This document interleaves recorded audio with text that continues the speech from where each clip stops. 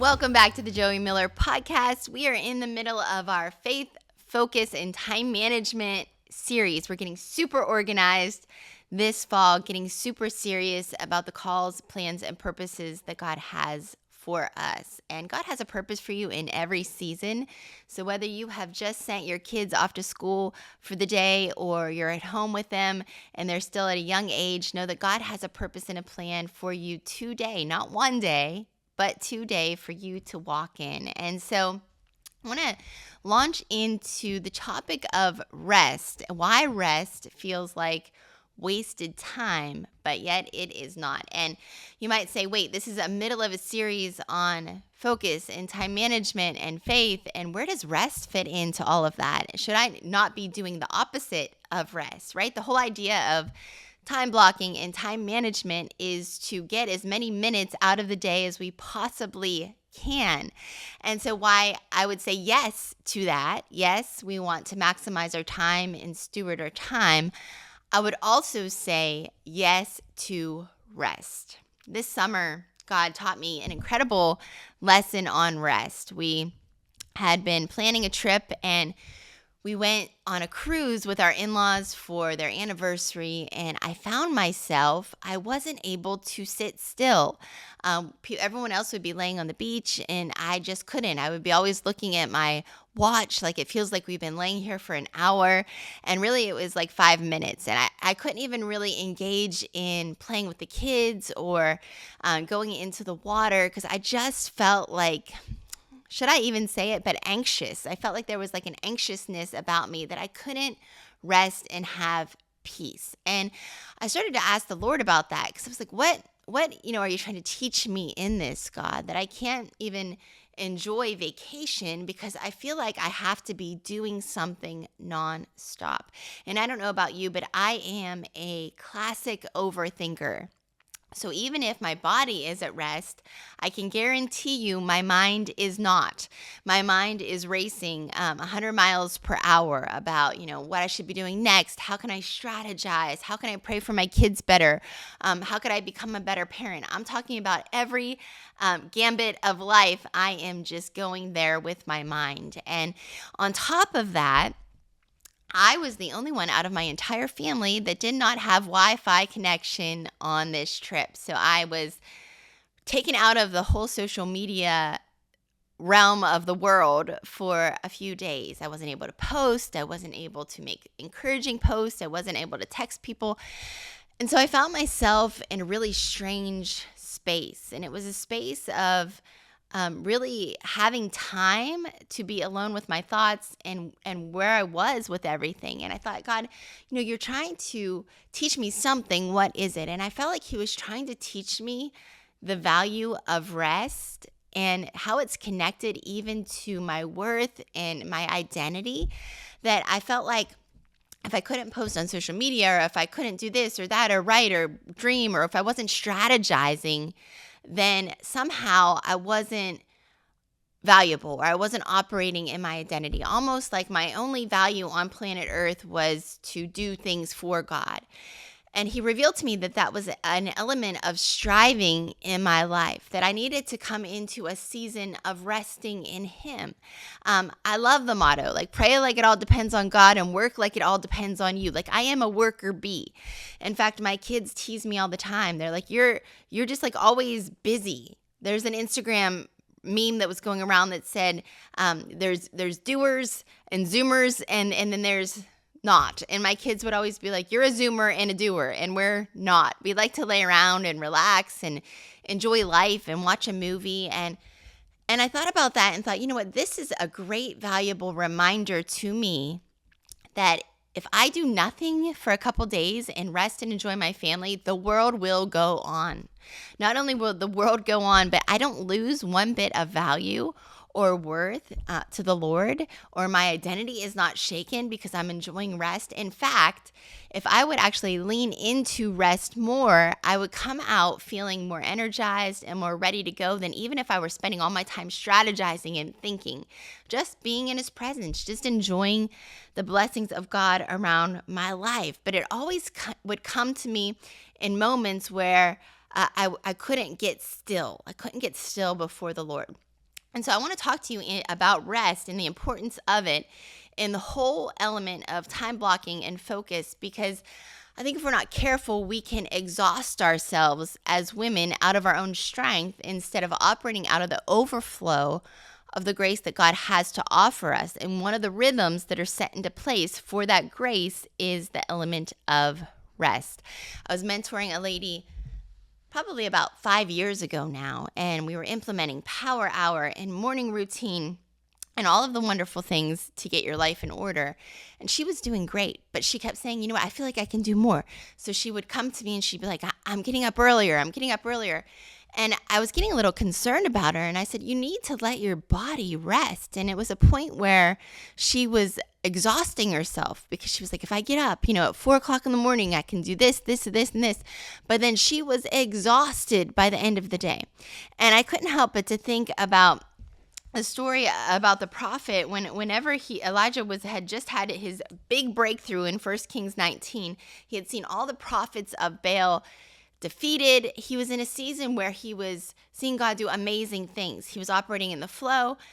And then he had completely exhausted himself to the point where he came out and he was like suicidal. He's like, basically, I have nobody. I just want to die.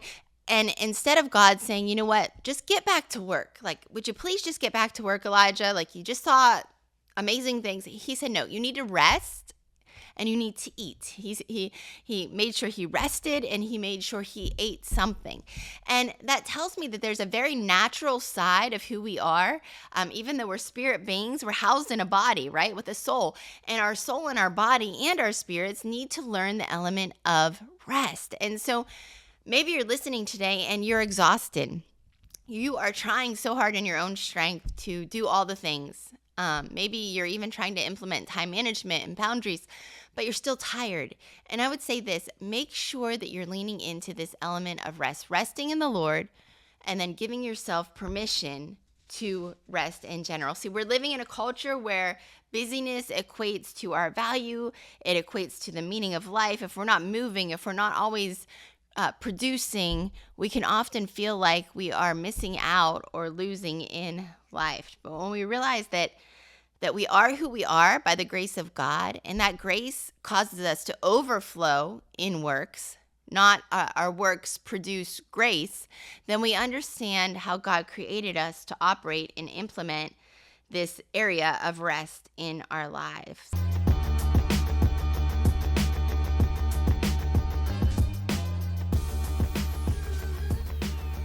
Thank you for listening to the Joie Miller podcast. If you love this podcast, I want to encourage you to book a spot to advertise your business or company on this podcast. I believe in people accomplishing their dreams, accomplishing their business goals, ministry goals, whatever God has called you to do. I want to be a part of it. Let me come alongside of you and support you. Put your ad in today at joiemiller.co. So in a culture that glamorizes hustle, and we look on Instagram and TikTok and everyone's doing a million things, really asking ourselves the hard questions. When we really separate ourselves, when we have these moments of stillness and quietness, when we're alone with our thoughts, can we rest in the Lord? Or are we always in a space of our racing minds, racing hearts?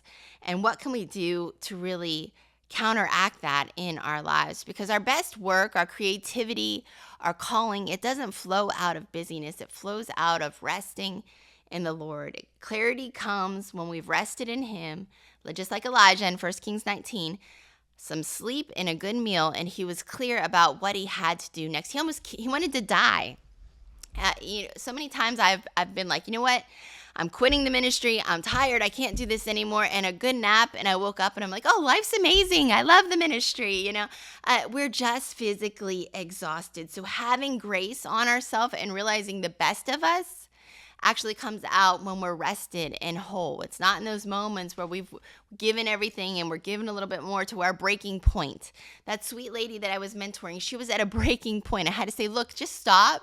You are wearing yourself out. You're not showing up your best for your family. You're actually even losing your joy in the midst of this. And so creating rhythms of rest in our lives, creating boundaries that not only protect our energy, but protect our rest and our peace. And so for you, maybe today that's permission to time block to read a book, to time block to spend time with your family.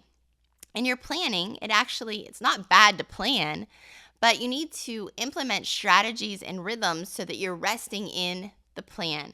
I have in my planner, I have times and places in my planner that I purposely rest.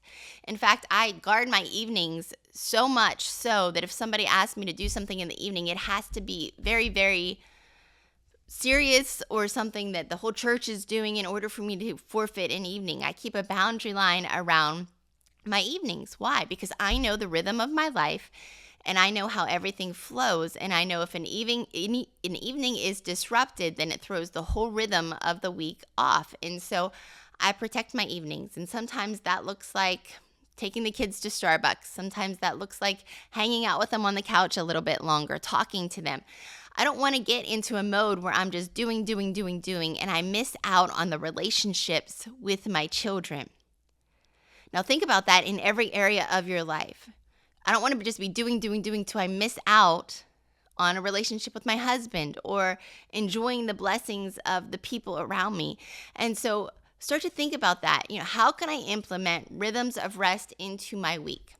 Not only do I protect my evenings, but I will bake in time on Fridays where I get to do whatever I want to do for about an hour. If I want to walk around TJ Maxx, if I want to walk around Target, if I want to go to Trader Joe's, if I want to go for a walk or a run, that is time that I have implemented in my week. It's like a personal Sabbath. The weekends we have a family Sabbath where we rest on Sundays and spend time together as a family. But I also implement a rhythm of personal Sabbath. It's one of my favorite times of the entire week because I get to do whatever refuels me in that time. It could be reading a book. Like I said, it could be walking around. It could be coffee with a friend. Whatever is going to speak rest to me, I implement it in my week. And once again, going back to that G word, guilt.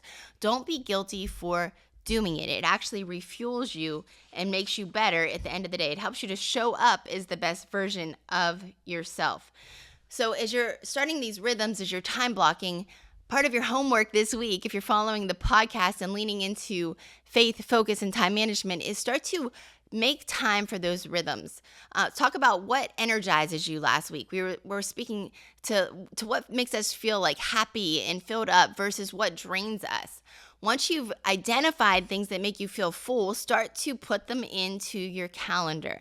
And it's not like a week's one whole party where you just forget everything you have to do, but implement those rhythms of rest. You'll be refueled, you'll be revitalized, and most importantly, you'll realize that everything flows out of the wholest version of you. And that whole version of you comes from spending time with the Lord and making sure that you are filled up and ready to go. So don't run on E anymore. Don't run on exhaustion. Don't beat yourself up for being tired.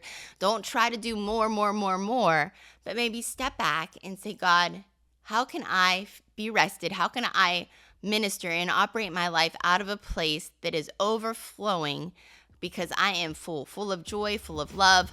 I'm ready to go. I'm rested. I'm well nourished. I am my best for you and your kingdom and your purposes. And as you do, you are going to enjoy the ride that God has you on. Well, until next time, I'll see you on the Joie Miller podcast.